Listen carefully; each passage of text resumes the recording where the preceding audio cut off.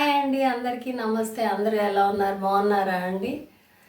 Covid వెళ్ళిపోయింది, అందరం చాలా ఇబ్బందులు పడ్డాము. మళ్ళీ హెచ్ఎంపీవి అని మళ్ళీ క్రొత్తగా మొదలైంది. అందరు కూడా జాగ్రత్తగా ఉండండి. ఆల్రెడీ కర్ణాటక, తమిళనాడులో రెండు కేసులు నమోదయ్యాయి అంటున్నారు కదా. చిన్నపిల్లలకి చాలా జాగ్రత్తగా ఉంచండి. క్రౌడెడ్ ఏరియాస్లో మనం తిరగకుండా సేఫ్గా ఉన్నాము.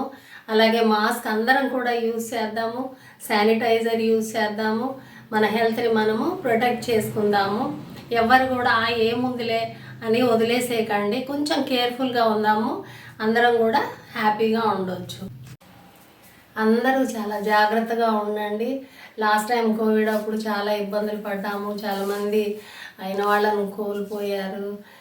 అప్రమత్తంగా ఉండాలని ప్రభుత్వాలు మనకు చెప్తూనే ఉన్నా కానీ మనము ఒక్కోసారి వదిలేస్తూ ఉంటాము. కానీ అలా ఎవరు కూడా లైట్ తీసుకోకండి.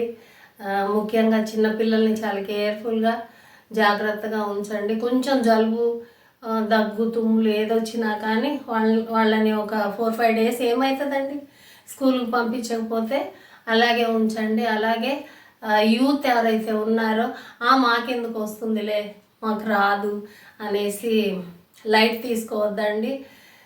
యూత్ కూడా చాలా కేర్ఫుల్గా ఉండండి. మాస్క్ పెట్టుకోండి. క్రౌడెడ్ ఏరియాస్లో తిరుగుతున్నప్పుడు కూడా మాస్క్ అనేది తీయకండి.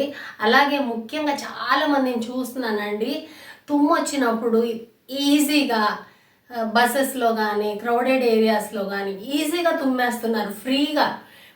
ఈవెన్ క్లాస్ రూమ్స్లో కానీ కొంచెం ఇప్పుడు మనం తుమ్మినందువలన ఎదుటి వాళ్ళకి ఇబ్బంది కలగకూడదు కదా.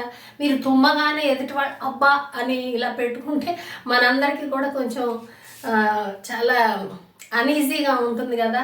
సో అందుకని ఎవరికైనా కాఫాది వచ్చినప్పుడు అందరికీ తెలిసిన విషయాలే కానీ ఫాలో అవ్వరు, చాలామంది ఫాలో అవ్వరండి.